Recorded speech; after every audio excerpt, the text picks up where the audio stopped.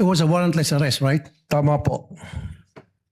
Okay, so isang guro nagbanta sa dating Pangulo, agad-agad inaresto ng walang warrant.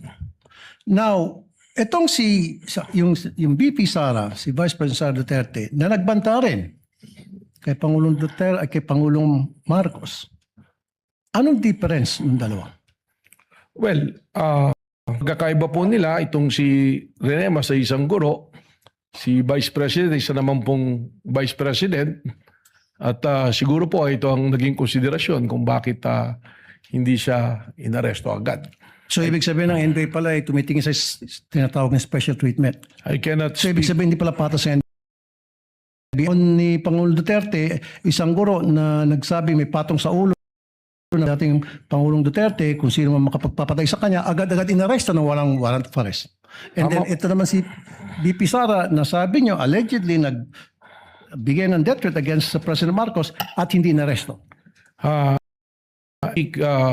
For the NBI at that time, Your Honor, sapagkat yung mga pangyayari pong yan, wala naman ako sa NBI pa po. Subalit, ang maaari ko pong ibahagi sa inyo, ipamarapatin po ninyo, yun na nga pong aking pakikipagtalastasan sa aming pong mga foreign counterparts na aking din napag-aralan at sinasabi nila na sa kanilang jurisdiction, kung merong isang pagbabanta na ginawa ng Vice Presidente, ay maaaring na ikulong at matanggal kagad po sa pwesto. Pero again, respectfully, I cannot speak for the NBI noon po at saka yung pangyayari po.